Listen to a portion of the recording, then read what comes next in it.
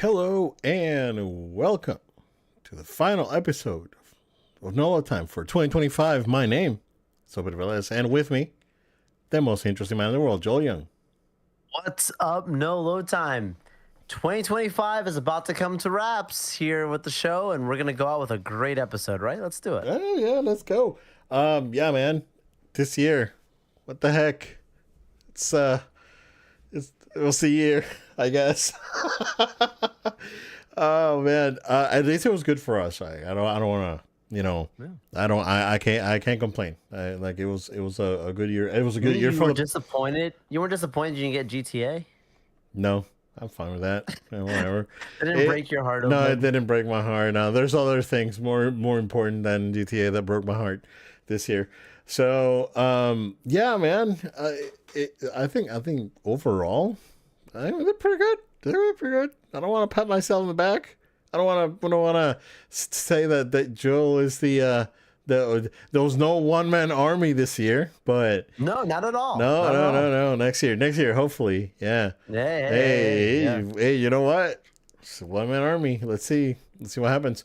Um, but overall, I think Nolo time, and thank you guys for tuning in. If you're watching on YouTube, if you're listening on your podcast platform of choice, thank you so much to everyone that listened through. Dude. I did a earlier today. I went into the analytics for the podcast for the audio version, and we we had a very wide and varied audience from a lot of different countries. So Good. if you're listening, thank you so much. We're here to give everyone a safe space where you can come in, hang out, ask questions if you want, come in and chat, and just have a good time. That's all we want. But yeah, it's been a great year. We had some really good times, and a lot of stuff happened. And next year, I think bigger things are gonna happen. So yeah, dude, Yeah, what's we had a up? Switch 2 launch this year. Which We had yeah, you know console we had launch. things happen, Yeah, and The Valve you know announcement for Valve, yep, the Steam machines. That's gonna be a big thing next year. yep. I'm sure the Xbox. I'm telling you, Xbox is gonna happen next year. See? GTA may happen next year. You have more confidence in Xbox than you do I have GTA. more confidence that the Don't you Xbox think is they're gonna. tied together? That their fate is married, I think so. And that's right? what I said, and I think that's part of it. But I do Yeah, have more confidence on the Xbox coming out before GTA. We get a new Xbox before GTA fair. 6. It's fair. Oh man. But it's been, I mean, overall, I think it was a very interesting year. There's a lot of shifts happening. We'll talk about that here in a minute. But dude, what's up, man? What you up to? See, not too much big news here. I think the one of the major updates, as I will tell you, is I did go ahead and watch the first 2 episodes of season 2 of the Percy Jackson. So I know that we've got a Okay. wide variety of audiences. Some that are young, some are older, and we're a family friendly show. And I think that this is an example of one of the family friendly content that I've actually been very impressed with on the Disney side of things. We've had our fair share of criticisms and flowers that we've given, and this is one of those ones that I gotta give the flowers to them. Like, I think they've done a really nice job with this show. It's a season 2, and it seems to be staying on the same beats that you had in season 1, and it's very early on. Obviously, it could feel differently as the show ends later on, but it's the first 2 episodes that I've watched, and I still find it to have the same amount of charm, same side of quality of production behind it for what it is. And I know I want to say, I think it's Disney's most watched content on their streamer. I believe for at least for season 1 it was. So I think it's going to be the same for season 2 if that carries on the same trajectory. But huge viewership behind this. If you're not familiar with it, do your research, because there's a huge following behind it, and you wouldn't suspect that because it doesn't get a lot of the notoriety and traditional pop culture, if you'd say so. Right. But yeah, nice show. Enjoying it. 2 episodes in. Looking forward to seeing the continuation. I'm not gonna speak too much on the comparisons of the books because I didn't read them. But yeah, so far so good. What about you, man? Yeah. What you been up to? Cool. Yeah, not much. Keep playing Ghost of Yotei. Made some choices. I'll come back to that when we come back next year. And played Marvel Cosmic Invasion with my daughter over the Oh. weekend, and that is very good. So okay, Wow. I'm gonna be bluntly honest. We as we usually are, right? The game is very good. I do think that the Ninja Turtles game that tributed Shredder's Revenge is a superior video game. Yeah. Okay. I think Shredder's Revenge is better than Cosmic Invasion. That said, it's fun. The idea of just having to tag in and out instead of having lives, you have basically 2 lives. So you have your 2 characters that you can swap, and then while you play, one of the characters can regenerate. Got a little bit like Marvel versus Capcom almost, right? Where you can just tag in, and then the red life comes back as your character stays away. So almost the same concept. The super bar, very similar to Shredder's Revenge. It has a special bar which Shredder's Revenge doesn't have, so that's an addition to it, right? And then I think when the game, the only thing I don't like is that the game almost forces you to pick a ground character and a flying character. Like it forces you to pick to pick like Cap and Iron Man, or Wolverine and Storm, or like that, paired up, or She-Hulk and Nova, right? So that, because there's flying enemies, and those flying enemies, they're a pain to get if you don't have a flyer. And Yeah. that's the only thing I don't like. It's like I think that any character at any moment should be able to fight any enemy. And that I think it's where, for me, it loses me a little bit. We're not even halfway done. I think we left it where we unlock the first character, because there's 4 characters that are still locked, and you have to unlock them, right? But it's fun, man. Like it's super fun, super quick. The combos are good. You do some crazy stuff. Again, the supers they're not as useful as they are in on Shredder's Revenge. Dude, Shredder's Revenge is so freaking good. That game, I keep going back to it. We played it not too long ago again, because it's just such a fun game. And yeah, I just feel like it's good. We should play it for sure. Like we should try for we'll definitely have fun playing it, because it's not super deep. It's very casual. It's very arcadey, but it's not too deep. And you start unlocking stuff fairly quick. So yeah, it's good. Yeah, I liked it. I like it. Of course I'm gonna play the whole thing, right? And I'll keep going back. But yeah, we should play it on stream. Like you should get it. You'll enjoy it, because it's like, okay, I'll take your word for it. Grab a friend and play. It's super fun. Yeah. Good. And I think the character selection was kind of weird at the beginning. Oh yeah, the Rocket's not great. It was like, I don't know what they did to Rocket, man. They did my boy wrong. But he's super weird. I think out of everyone, he's the one that I like the least. Okay.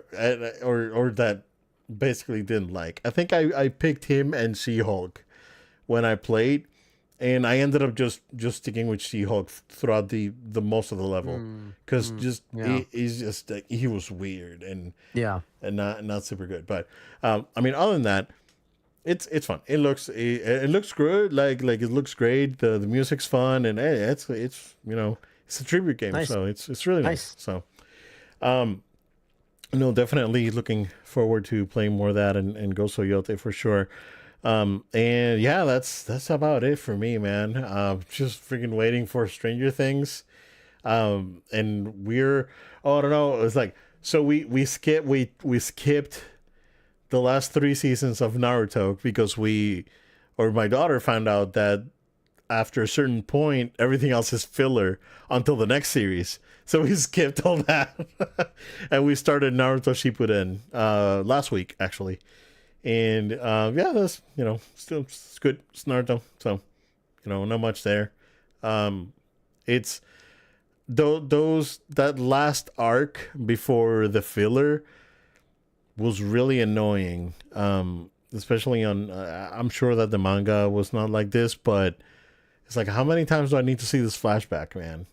Like I've seen this flashback like 10 times already, guys. It's like move you gotta move along.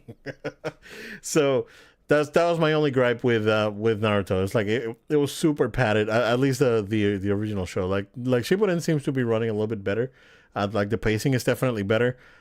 Um, but that first show they do lose a lot of time with like flashbacks and filler, and it's like yeah. So like my daughter was like, oh, I think we can skip to the next show now. I was like, oh really? It's like, and I checked. I'm like, oh yeah, you're right. So so we did that, and we're planning on starting My Hero Academia. I think that ended in Japan already. Um, and we're starting the dub next week. So we're doing that. From what I heard, it's really really good. So I still recommend it, man. You still should watch that show for sure. It's a it's a solid recommendation, sir. You should watch it. For Um, sure, for sure. yeah, I mean, other than that, that's basically what I got on my end. Not much happening. Um, yeah, dude. So let's talk some video game stuff here, and maybe yeah, as we said at the beginning, there's some shifts happening and stuff happening that may or may not be good. Probably not that great, but before we jump into that, sir, overnight the Warner Brothers board uh, began pushing back against Paramount's offer, and then this morning they fully rejected Paramount's offer. So the acquisition by Netflix is moving forward as it is now.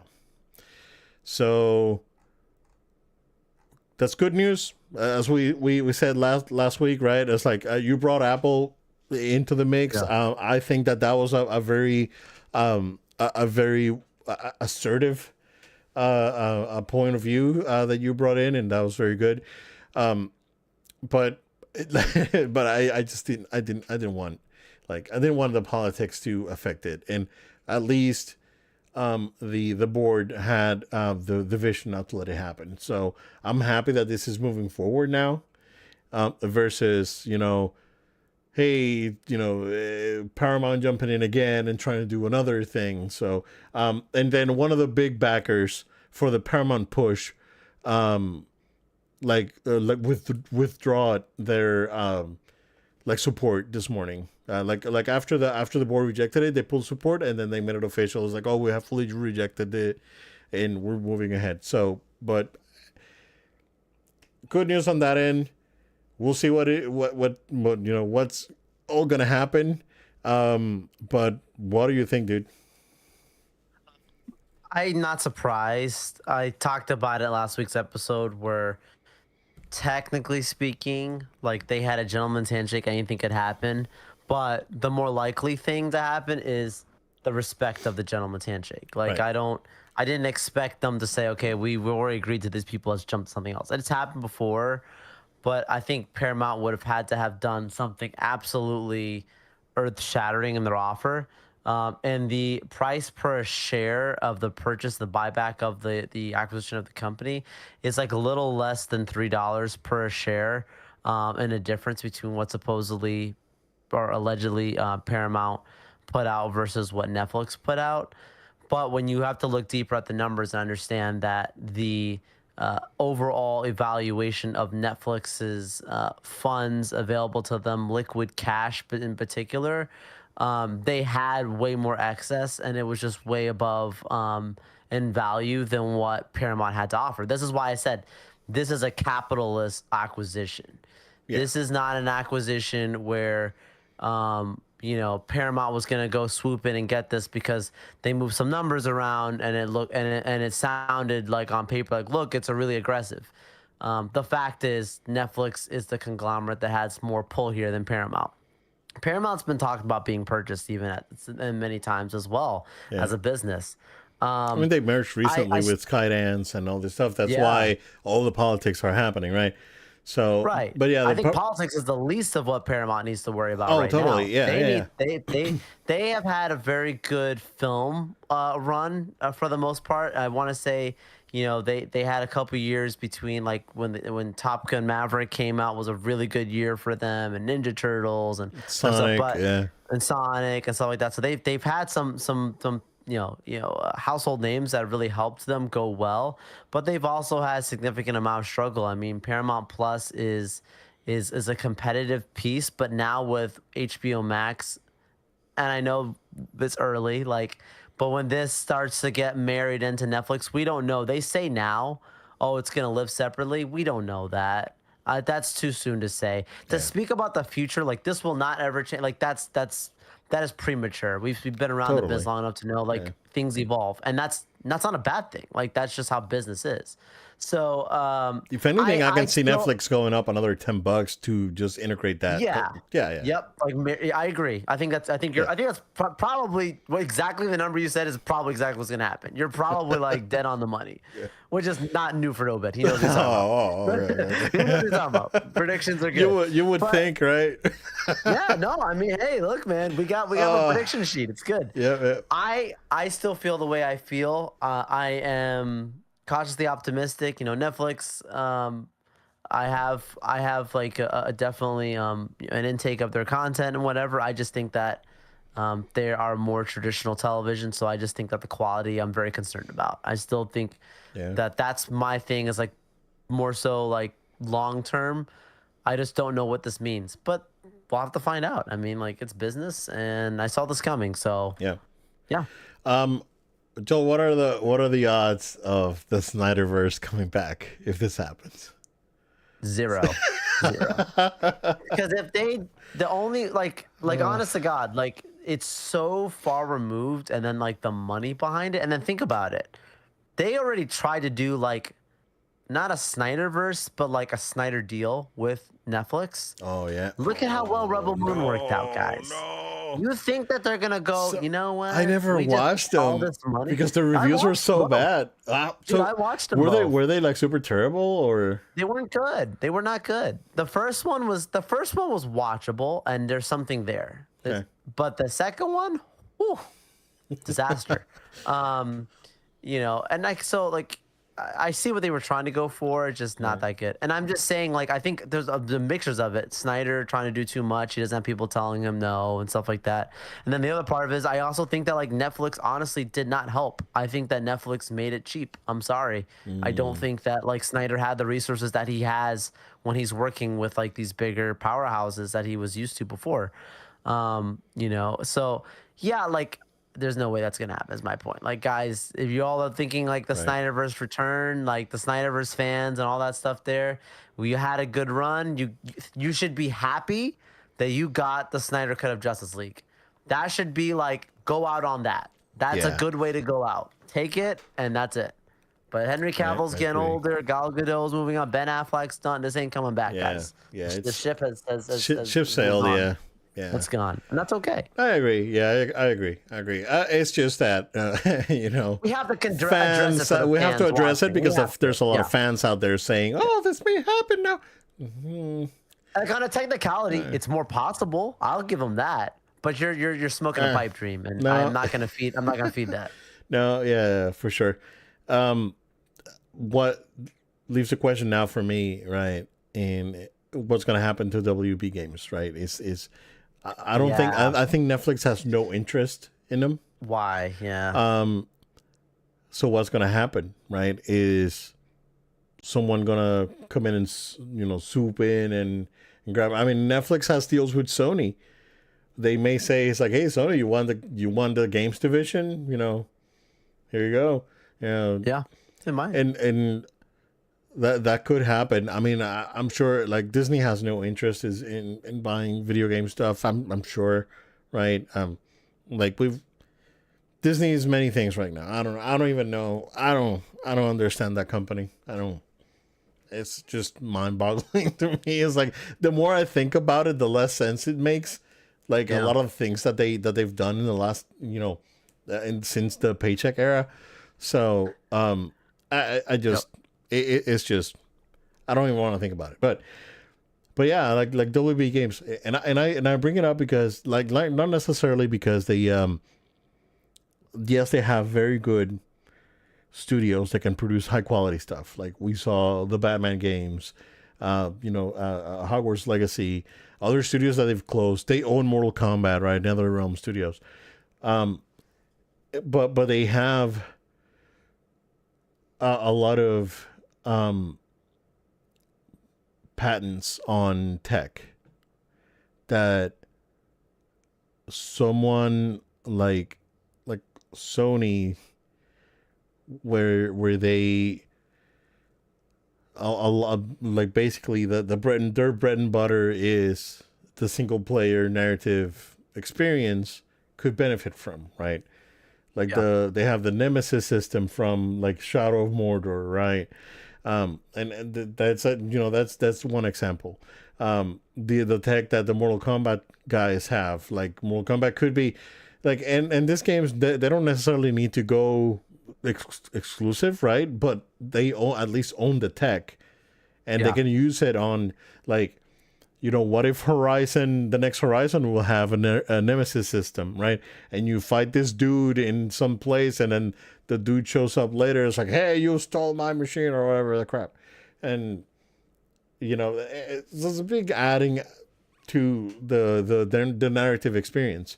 So that would be beneficial. I don't think Xbox has interest in it just because that they bought it. They only Xbox is a Call of Duty machine now. Like that's their thing.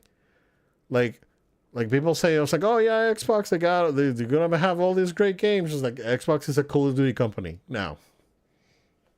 I'm sorry, guys. It is what it is. We'll talk about consoles here in a minute.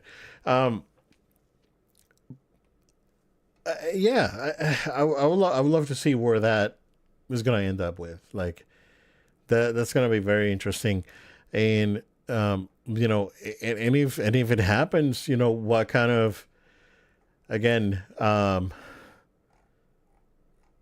what's Netflix gonna do to the classic stuff that the WB have, like the classic properties like Looney Tunes and Animaniacs and all this stuff. Like a lot of the legacy stuff is very important. At least for me, it is. So they might license it, to be honest. I don't know that they care about it that much. Yeah, I don't. That's true. And who knows? Like they could reconsolidate, and then it was like, hey, so we're gonna close this up. And they, sell parts. Like they can sell games. They can, they can keep the legacy stuff, and maybe that's something that they're after, right? But yeah, we'll see where it ends up. It's very interesting. All right, sir. Ready for some numbers? Let's run the numbers. End of the year. Oh man, run the numbers. So November 2025 was the worst month for physical video game software and hardware in the US since 1995. Thinking back, to me, 1995 was a freaking awesome year in gaming. We got the Saturn, the PS1, Super Nintendo was cooking. What happened, right? 95. What happened in 95 was that interest for the Saturn was very low, and the PS1 was sold out everywhere.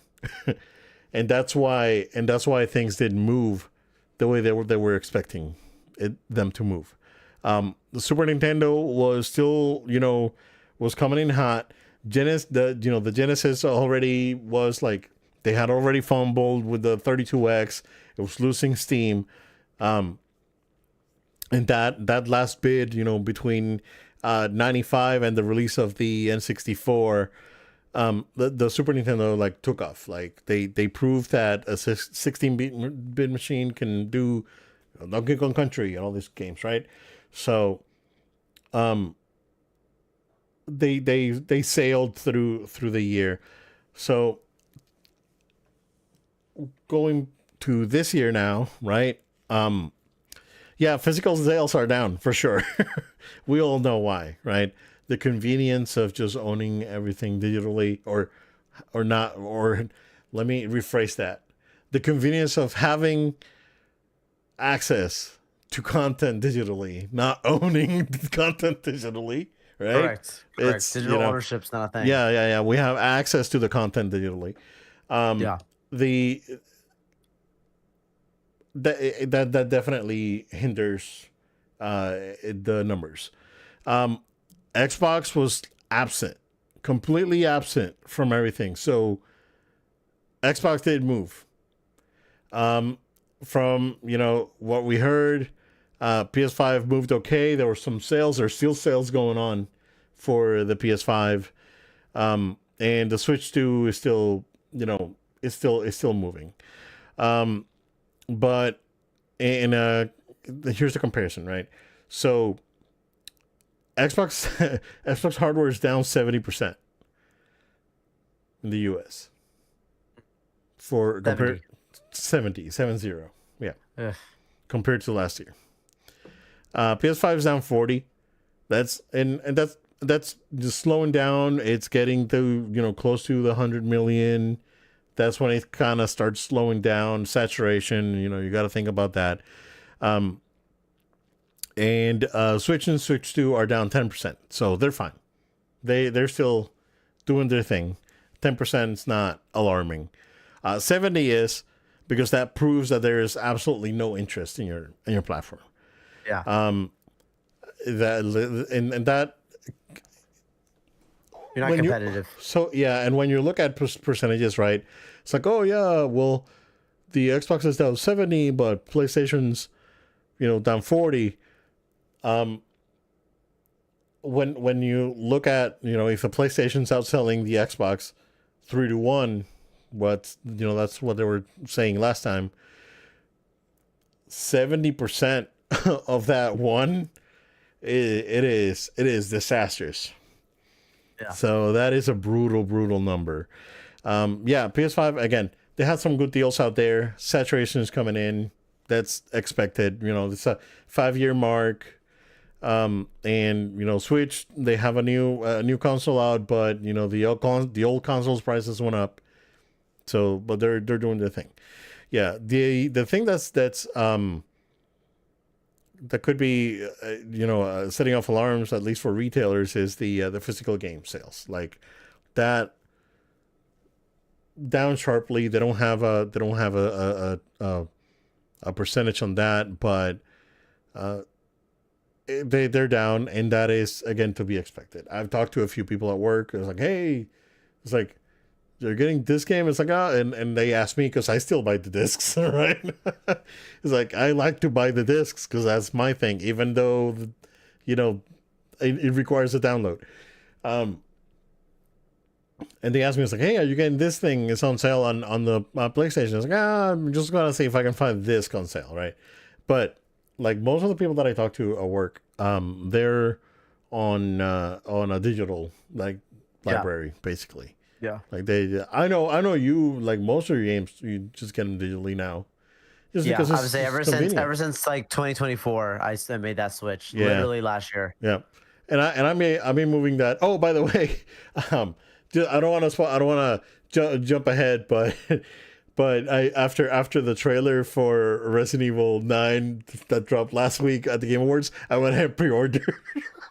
I didn't pre-order anything this year, man. That was I done nothing this year. I did no Yeah. pre-orders, so that's the first one I pre-ordered. And just because I wanted to get that neat like steelbook, like I did, that's why I did it. But I think that other than that, honestly speaking, other than RE9, I may just go full digital next year with whatever I buy. Like at this Mm. point, it's it's probably worth it. And it's unfortunate, right? Because I do like the experience of buying something and opening it and putting it on the PlayStation, and it's like, but at the same time, right? The best example I can give you, Ghost of Yote.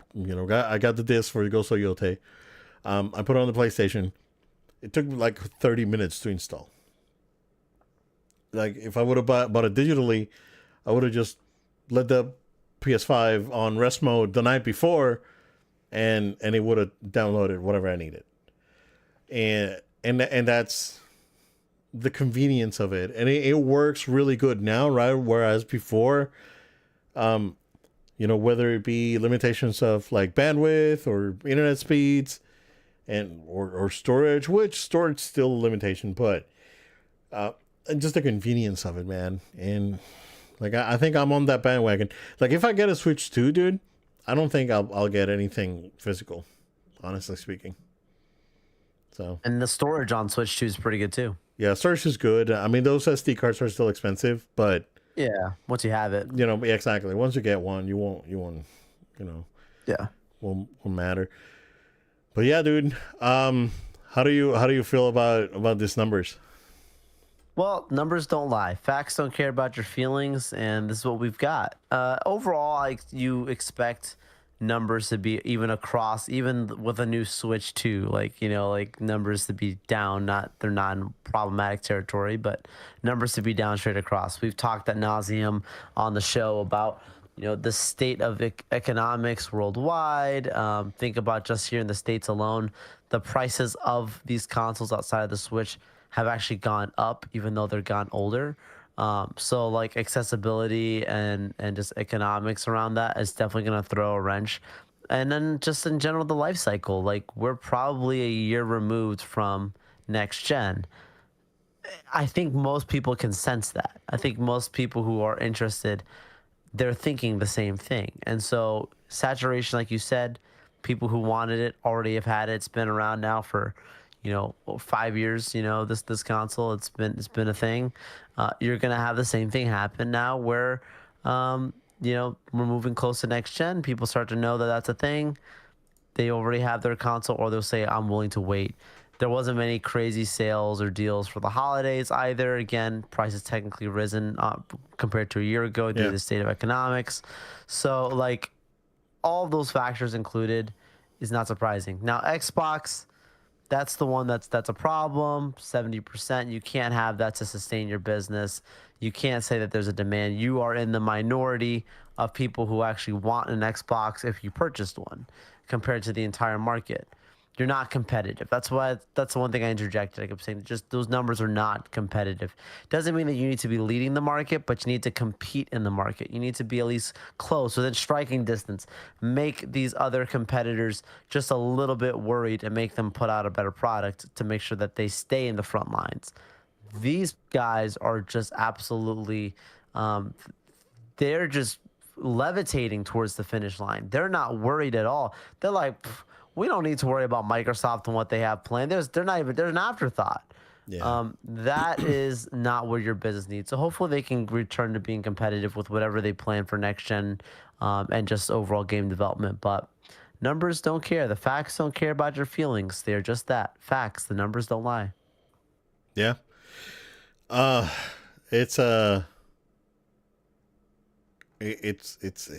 it's rough for them, and it's like I don't really know what the strategy would be for next gen. Like, how are you going to properly market this thing at a premium price, right? Because that's what they're saying is going to be price at a premium, because they want to offer the best.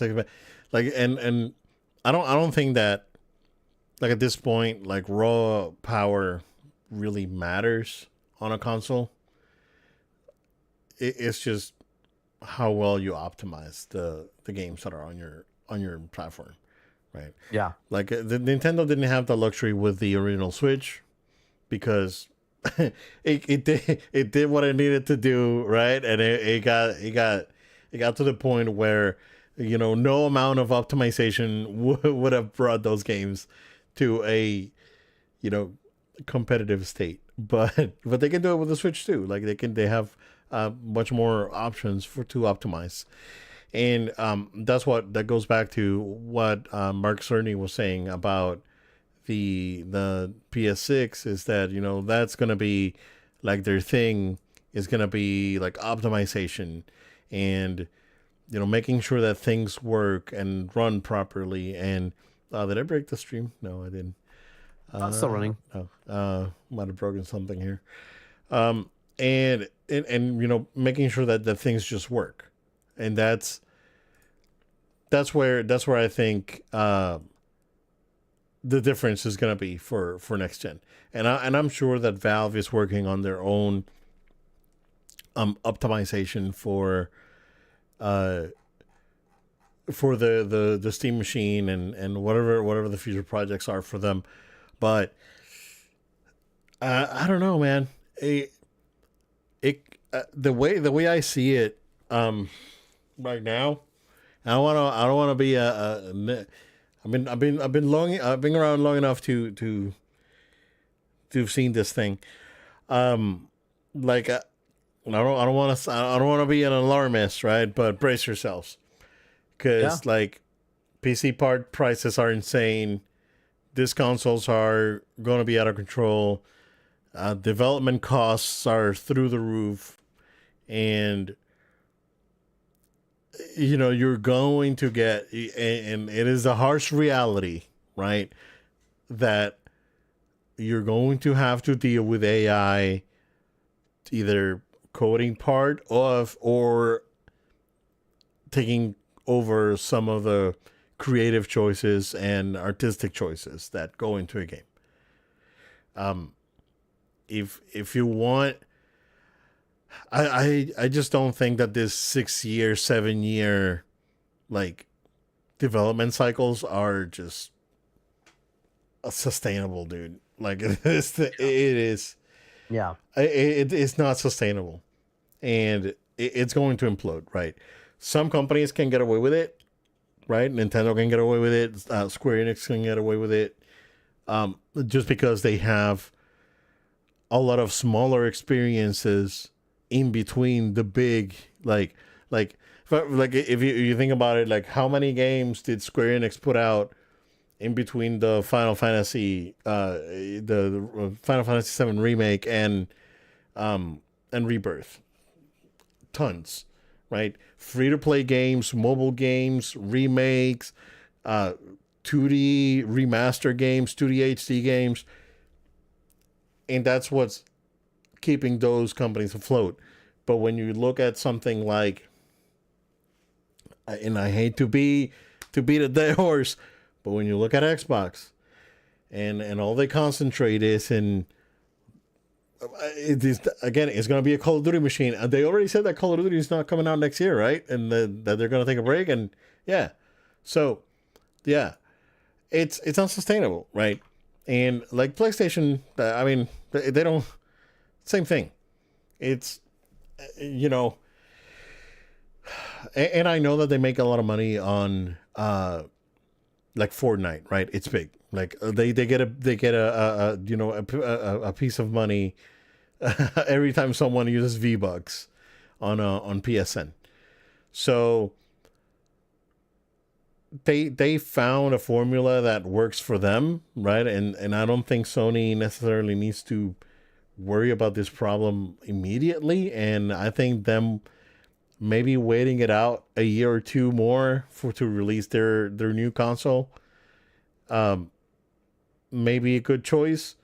I just think that Xbox is in desperate need of something. And I think that's what's going to happen. And I'm telling you, man, they're going to rush this thing because, we're not selling any series boxes. So we got to put this out there, and they're going to rush it, and it's going to be a disaster. And I don't want to be a negative, but it's already on the predictions that they're gonna rush it and something's gonna happen, right? Right. And whether it be it's like, oh, this is all the memory that we could find, or shortages, or overheating. Like, I don't think overheating is going to be an issue though. I think they learned their lesson pretty good with that. But other problems may arise, and it stinks, right? But I do think that we're in, based on what we saw at the Game Awards, it is time for the smaller developers to step up, and like all this, like 2K and Ubisoft and all this other gigantic companies, and Xbox with now Activision and all this stuff. I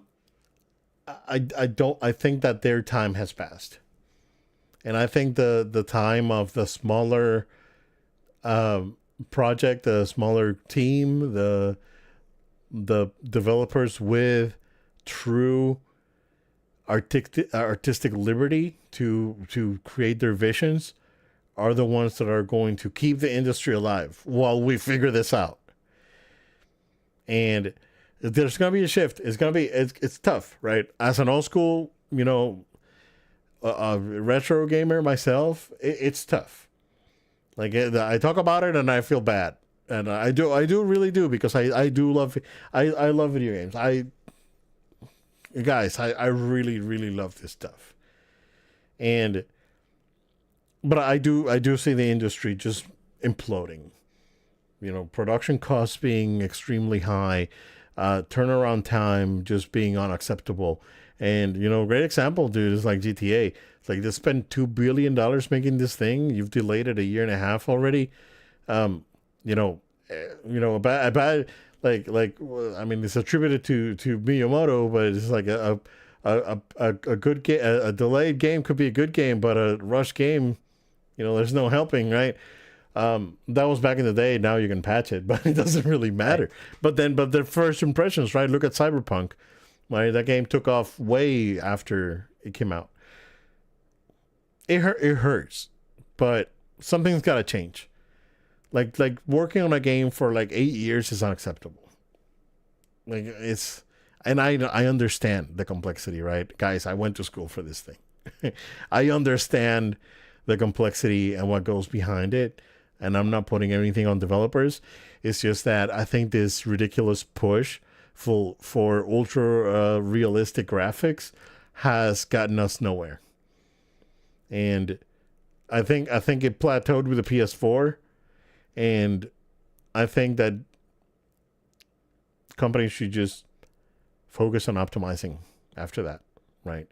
And not on like make this look the more realistic that you could make it look, right? That's awesome, right? But it's just unsustainable. So yeah, we'll see, man. I do see Capcom being like a big contributor on keeping the industry alive, though. Like, I think Capcom, out of like between, like, not necessarily Nintendo, because they're doing their own thing, right, and they have their own platform, but Capcom as a major publisher in the industry for 40 years, their approach is working, and I think that bigger companies like Capcom, like even PlayStation, Xbox, of course, could learn from that. Yeah, I think that Xbox saw the writing on the wall. That's why they're putting everything out on everything. We'll see. I don't know if you heard, there's rumors that PS6 is gonna have Steam too, like not just Xbox. No, I didn't see that. Oh, yeah, awesome. yeah. So awesome. not just Xbox, like Steam's gonna be everywhere now. Wow. Yeah, which is great, right? It's like, I don't have No, it's good. I don't have a big Steam library. I just have a few games here and there, but With the way next gen is progressing and getting in the same, and I want to be clear, not the same playing field as a but PC gaming, but it's getting progress. So Yeah. makes sense. Yeah. I mean, I have a huge backlog too. I'm not really worried. Yeah, there's Yeah. plenty. I was thinking of just signing up for PS Premium just so I can, start playing some If of you these have the games. time, I mean, there's a lot of great things down there. Yeah. Yeah, for sure. All right, dude. Well, we'll see. We'll see what happens. We'll see. We'll see.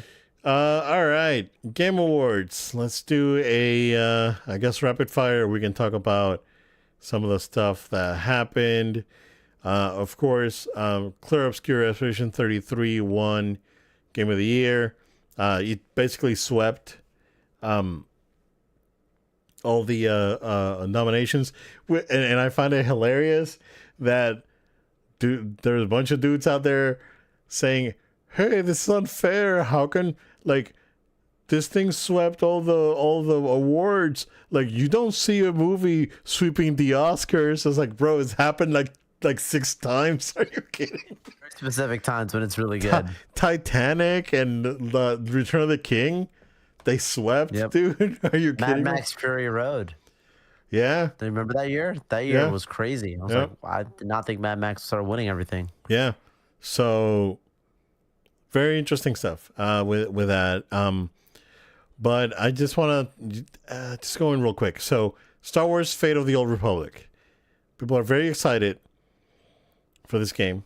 And is going to be directed by the director of the original games, Casey Hudson, I think Casey Hudson. And also directed the Mass Effect trilogy. So people are really excited, but they already said that this is a 2032 game, more than likely. See what I'm talking about, Joe? Long way up. It's excuse me, but I don't feel like like working on something for 7 years to, or waiting 7 years to make money for something. I don't know how I feel about that, dude. Yeah. Especially that it's it's not like it's like a continuation of a Star Wars is a franchise, but like that specific game is not like a part 2 or something. This isn't like this is something different, this isn't like Jedi Survivor, 3 or something. Right. So, dude, it's insane. So, 2 new Tomb Raider games were announced. So, Tomb Raider Legacy of Atlantis, which is a remake of the original, a full-blown remake, not a remaster of the original Tomb Raider, and Tomb Raider Catalyst. That's a 2027 game. So both games look pretty good. Nothing much there. The one that caused a little bit of ruckus there. So Larian Studios revealed Divinity, and Larian Studios, the developers of Baldur's Gate 3. A lot of people complaining about that trailer. Rightfully so. So that trailer was going on. I was watching the trailer on the TV here. My daughter was doing something on the computer, which is like right next to it, but she wasn't paying attention. And I appreciate that she wasn't, because it was a little much, right? Yeah. And it goes back to why maybe it's just me getting old, right? Because this, but this whole like edginess thing, like, just doesn't resonate with me. And it's the same thing. Well, I mean, it's the same thing with GTA. I said it about GTA that I like the edgy humor. Like, it never did anything for me, like, ever, on GTA. But like, it just doesn't do anything for me, man. Like, I'm watching this trailer and I have zero interest in this game. And man, it's not could be that it's just not my cup of tea.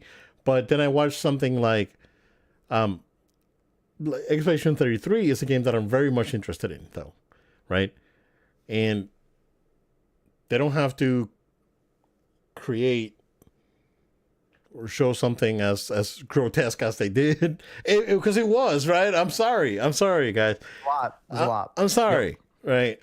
Um, it was rough. It was rough. It's weird. Again, I could be that I'm just getting old, man, and it's like, oh No, you have a point. yeah, and it was a bit much. Like I don't like this trailer didn't do anything for me. Like I was like, oh, this looks insane. And I was like, yeah, this looks gross. I don't care. And that just for me, that's just my opinion, right? And it's like I know that everyone, everyone is entitled to their own opinion, and some people may be really like hyped for it. I know that Baldur's Gate 3 was a phenomenal game. It was like game of the year last year. Great people. Like I'm not putting anything against the studio, right? I think they're very talented, but I just think that era of gaming where being the edgiest ran its course. Like I think that was like a late PS3 game. You know what? I think the last game that probably was. I think the edgy game should have ended with The Last of Us. Okay. That's just my opinion. Like, 'cause I know that The Last of Us 2 is even edgier, and that's had turned me off on just not It's very controversial wanting too. not wanting to Yeah. like play the game. I heard it's great though, but it is what it is. But then you get something like Resident Evil 9, right? I was like, yeah, I pre-ordered it. It's zombos and spooky stuff. I know what to expect. And but yeah, this was a little bit much for me, man. It's like, oof, I don't know how I feel about this. So at least Resident Evil was fun. I know that Resident Evil was fun. And I don't care if it's like, oh, this is the biggest game ever created, like the biggest map or whatever they said, right? So I just don't. It's not my thing. The oh yeah, of course we talked about the Street Fighter trailer last week. That was interesting. So I watched it again proper, Joel. I think it's gonna be okay. You know why? No, Because yeah. it's not taking itself too seriously. Yeah, it knows what it is, That's right? what it is. Yeah. So, I appreciate that. Yeah, and of course, like GTA One, like most anticipated game, and yeah, it was. I think overall it was a good show. When it came to the awards themselves, the when it came to like the game reveals, it was fairly lackluster. Like other than like I think the Mega Man thing was a good reveal. Like that was pretty good, right? Again, that resonates with me, being old school and being a Mega Man fan. That was cool, right? Am I like super excited? Not necessarily, but it's like, yeah, sure, I'll check it out, right? And other games like Hades 2 looks phenomenal. Like I still gotta go and play the first one. So, um,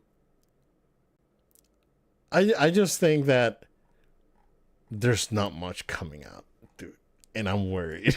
I'm just really worried. And Nintendo's playing their cards really close to their chest. They're really not wanting to put a lot of stuff out there. Um, and I think PlayStation is doing the same thing. PlayStation put out a video of like the 26 was coming out next year, like Wolverine and all this other stuff.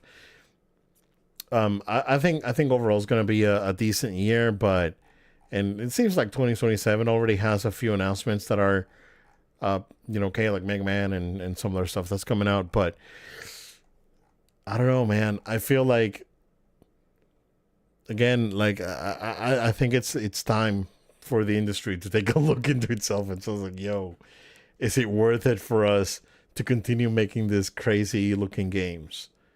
I don't know, man. That's just me. diminishing returns at some point. You have to put these things into consideration. But yeah, overall, when it came to the awards, it was fine. I just think that out of the recent memory, this year has been the most lackluster when it comes to reveals. That's Yeah. my opinion as a whole for the Game Awards. Yeah. Do they show that shooter that Jeff Keighley was like hyping up? What was the name of it? I forgot. It looked terrible. That was the You last. forgot it because it was so bad. That was the last trailer of the show, dude.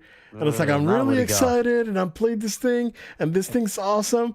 And they showed it, and it didn't look good. So, we'll see.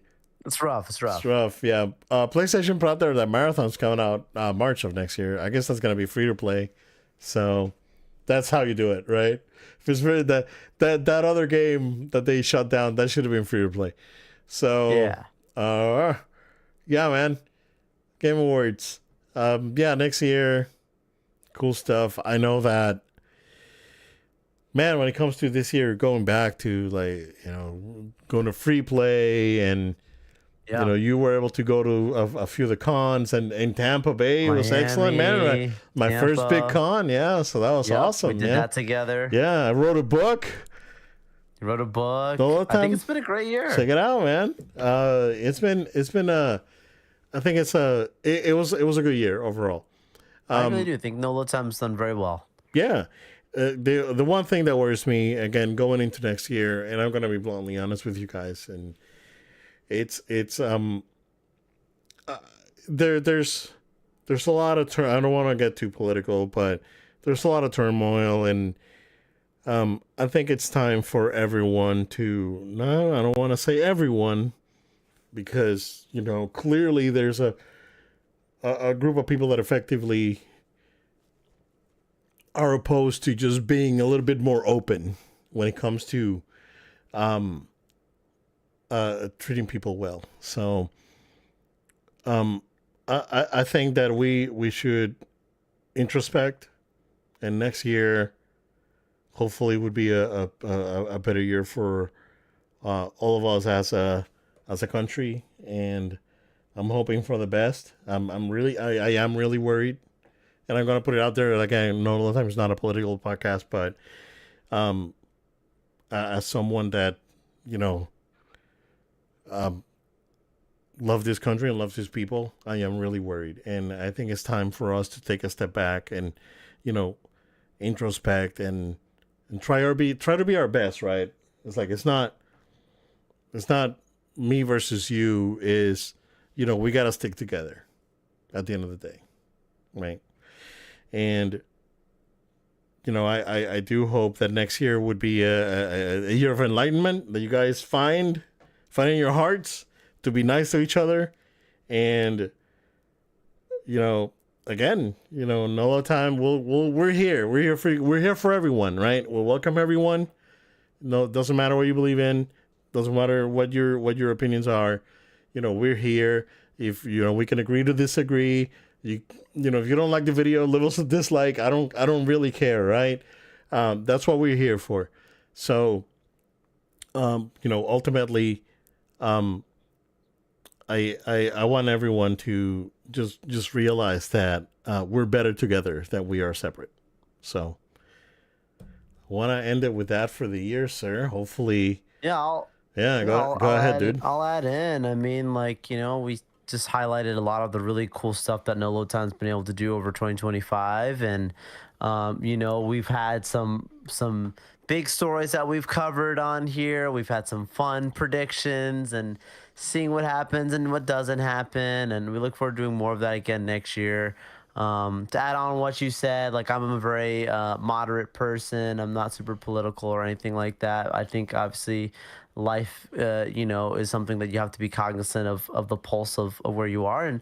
And No Load Time is not a political show, but it's also not an American show. We are worldwide. We're in the States, but there's bigger things going on maybe in your local community or whatever going on as well. Right. So I don't want to be insensitive and have an American mindset of just like my problems are the only problems. No, absolutely So not. I just Absolutely think not. I think it's important to like notice that like every people watch our show and people listen to us to have a good time. And sometimes we talk about things we don't like, and sometimes we talk about things we do like. Right. But we do it in a way that hopefully is entertaining and engaging.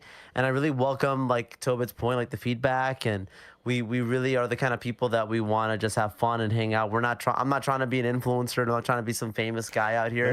Yeah. You know, if you see me at a con, you see me at an event, like say hi, like I'm friendly. As I joke about all the time, just don't come just like running at me or something. I see some person running at me, I'll be like, what's going on Joe's here? gonna get those fangirls after him. All right. All right. But, you know, like, I just think it's like a really, really good thing that, like, we have built this community of people who, like, we don't know who you are or where you're from. And we're not just trying to put out some news or propaganda. Oh, Star Wars is this and that's it. Like, we are having a good time together and Right. talk about things we love, things that are challenging, but we do it from a place of care. And let's continue to do that as a community because I think that's what the world needs more of. So Totally. stay tuned, stay with us. I guess I'll start plugging in the show now, to be Yeah, honest. just an announcement, I guess, know? because Yeah. this is the last show of the year. We're hoping to year. be back on January 7th, more than likely. We're shooting for that.